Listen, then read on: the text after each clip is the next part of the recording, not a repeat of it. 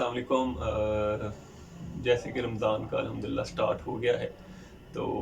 پہلے تو سب سے پہلے آپ کو سب کو رمضان کی بہت زیادہ مبارک۔ اور جیسے کہ آپ کو آئیڈیا ہے کہ رمضان قمری مہینہ ہے۔ اسلامک جتنے بھی مہینے ہوتے ہیں وہ قمری مہینے ہوتے ہیں، یہ چاند کی تاریخ کے ساتھ چینج ہوتے ہیں۔ اور جو شمسی اور قمری مہینوں میں میجر فرق یہ ہوتا ہے، جو قمری مہینے ہوتے ہیں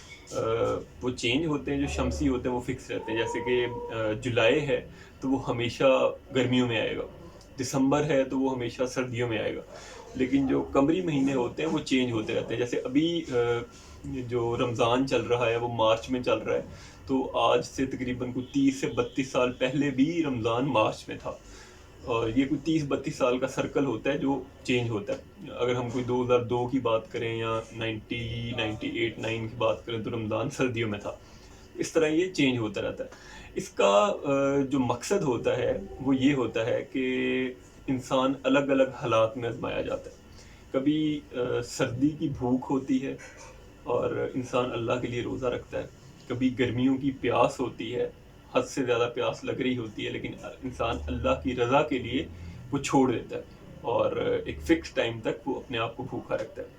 اس کا جو اصل مقصد ہوتا ہے وہ انسان کی پریپریشن ہوتی ہے، انسان کی تیاری کروانا ہوتا ہے۔ اور تیاری اس طرح کہ کیونکہ یہ آپ کو آئیڈیا ہوگا کہ یہ جو کھانا ہے پینا ہے یہ سارے انسان کے جبلی تقاضے ہیں۔ جبلی تقاضے کا مطلب یہ ہے کہ یہ انسان کی نیسیسٹیز ہے، اس کی باڈی کو زندہ رکھنے کے لیے یہ ضروریات ہیں۔ اور جب انسان اللہ کی رضا کے لیے کچھ چیزیں جو انسان کی ضروریات زندگی میں سے اس کے بغیر انسان کی ایگزسٹنس پاسبل نہیں ہے، انسان اللہ کی رضا کے لیے وہ چھوڑ دیتا ہے اور ایک خاص ٹائم کے لیے اس کو چھوڑ کے رکھتا ہے، اس پہ قابو پاتا ہے۔ اس کے سامنے پانی ہوتا ہے، اس کے سامنے کھانا ہوتا ہے، لیکن وہ نہیں کھاتا، صرف کس کے لیے؟ اللہ کی رضا کے لیے۔ تو اللہ فرماتے ہیں، بخاری کی روایت ہے غالباً 1904 انٹرنیشنل نمبر کے مطابق، ڈیٹیل روایت ہے، اس میں یہ فرمایا، نبی پاک فرماتے ہیں کہ اللہ فرماتا ہے کہ جتنی بھی عبادات ہیں وہ ساری انسان کے اپنے لیے ہے، لیکن جو روزہ ہے وہ خاص میرے لیے ہے اور اس کا اجر بھی میں ہی دوں گا۔ اچھا، اس میں جو بات شروع ہوئی تھی ہماری قمری مہینے سے، اس میں ایک اور چیز ہے۔ جو مہینہ ہوتا ہے جیسے رمضان ہے، یہ 3 اشروں میں ڈیوائیڈ ہے، 3 فیسز۔ جو چاند ہے وہ پہلا جو فیس ہوتا ہے، اس میں چاند طلوع ہوتا ہے، نکلنا شروع کرتا ہے، وہ گروتھ کرتا ہے، چاند بڑھتا جاتا ہے۔ پہلے 10 تاریخ تک چاند بڑھتا ہے، پھر جو دوسرا اشرہ سٹارٹ ہوتا ہے اس میں چاند کمپلیٹ ہونا شروع ہو جاتا ہے، اور پھر 15 تک وہ بالکل کمپلیٹ ہو جاتا ہے، 20 تک، پھر اس کے بعد جو آخری اشرہ ہوتا ہے چاند پھر ڈھلنا شروع ہو جاتا ہے، اور یہاں تک کہ آخری تاریخ تک وہ بالکل اینڈ تک وہ بالکل باریک کھجور کے پتے کی طرح ہو جاتا ہے، جس کو قرآن نے بیان بھی کیا۔ تو اس میں جو انسان کی زندگی ہے سر، وہ بھی ان 3 اشروں میں گزرتی ہے۔ پہلا اشرہ یہ ہوتا ہے کہ جو بچپن سے لڑکپن کا فیس ہوتا ہے، اس میں کیا کرتا ہے کہ انسان چیزیں سیکھتا ہے، اس کی گروتھ ہوتی ہے، وہ بڑھتا ہے، معاملات دیکھتا ہے، وہ آہستہ آہستہ لرننگ فیس ہوتا ہے اس کا، جو پہلا اشرہ ہوتا ہے۔ پھر دوسرا اشرہ آ جاتا ہے، دوسرا اشرہ اس میں انسان جیسے چاند کا دوسرے اشرے میں وہ کمپلیٹ ہو جاتا ہے، انسان کی جوانی کا ٹائم ہوتا ہے، وہ انسان کے پاس آئیڈیاز ہوتے ہیں، وہ جو کرنا چاہتا ہے کر گزرتا ہے، انسان کسی کی سنتا نہیں ہے،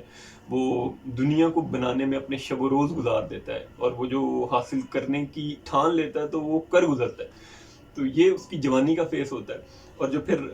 جو لاسٹ اشرہ آ جاتا ہے وہ بڑھاپے کا ٹائم ہے، کیونکہ جوانی نے بھی ایک دن گزر جانا ہے، تو جیسے ہی بڑھاپا شروع ہوتا ہے تو پھر انسان کے معاملات ہوتے ہیں، سٹیٹس بلڈنگ ہے، اس کے بچوں کے معاملات ہیں، اور رکھ رکھاؤ ہے علاقے میں، فیملی میں۔ تو اس سب میں گزر کے انسان آخرت کی طرف جا رہا ہوتا ہے۔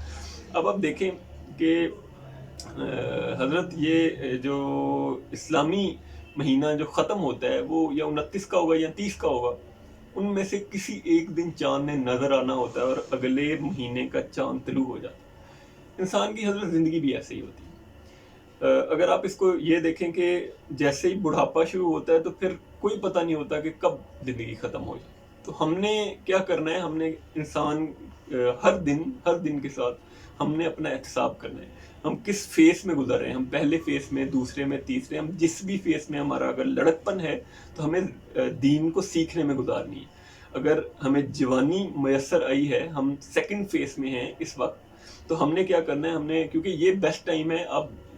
اللہ کی راہ میں لگا دیں اپنا آپ، اللہ کی دین کو سیکھنے میں لگائیں، اس کو لوگوں تک پہنچانے میں لگائیں، اس کے لیے جو کر سکتے ہیں کر گزریں۔ یہ وہ ہوتا ہے ٹائم جس میں انسان سیکھتا ہے، انسان اپنے چیزیں اڈاپٹ کرتا ہے، پھر آگے یہی چیزیں اس کی نسل میں منتقل ہوتی ہیں، اور پھر جب آخری فیس آ جاتا ہے، تیسرا فیس آ جاتا ہے، تو اس وقت تو پھر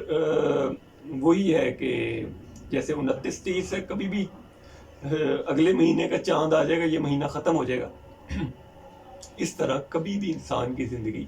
کا یہ فیس ختم ہو جائے گا اور آخرت کا چاند نکلے گا، اور وہ پھر ہمیشہ ہمیشہ کی زندگی میں انسان چلے جائے گا۔ تو ہمیں حضرت کیا کرنا ہے کہ ہمیں اس رمضان میں اس کو افطاریوں کی محفلوں میں اور سحریوں کی مجلسوں میں گزارنے کی بجائے ہمیں اس مہینے کو خالصتاً اللہ کی یاد میں گزارنا ہے، اور اللہ کی یاد میں گزارنے کے لیے جو سب سے بہترین اس وقت ہمارے پاس اگر کچھ موجود ہے تو وہ قرآن ہے۔ اور کوشش کریں اس رمضان میں، آج پہلا روزہ ہے، آپ قرآن اٹھائیں اور اس کا سر ایک دفعہ سادہ ترجمہ پڑھیں، اور اگر اللہ توفیق دے تو کسی کی بھی تفسیر، کسی بھی مکتبہ فکر کی آپ 7 تفسیر لے لیں، ترجمہ کسی بھی مکتبہ فکر کا آپ لے لیں اور اس کو حضرت پڑھیں، اور انشاءاللہ جب آپ قرآن ایک دفعہ پڑھ لیں گے تو اللہ پاک آپ کو اس میں بولتے ہوئے نظر آئیں گے، اور آپ کو زندگی کا اصل مقصد سمجھ آ جائے گا، اور پھر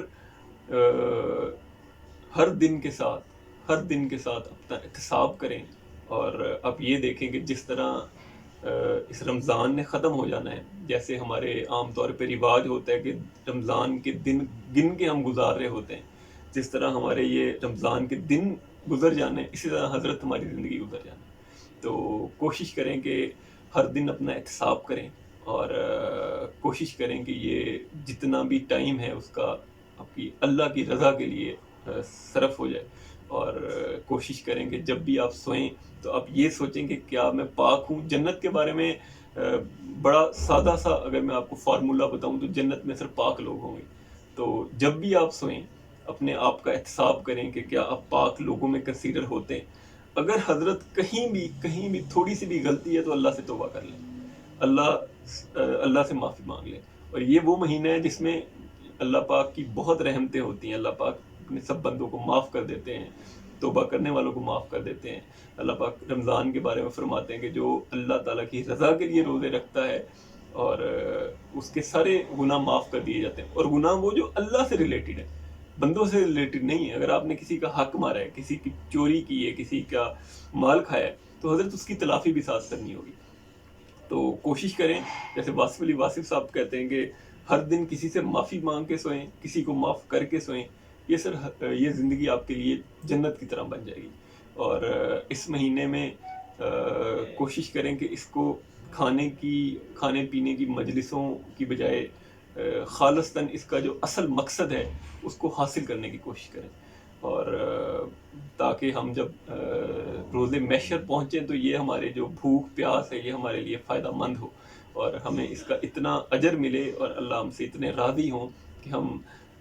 قیامت والے دن جب اللہ کے سامنے پیش ہوں تو ہمیں ہماری کامیابی کا فیصلہ ہو جائے۔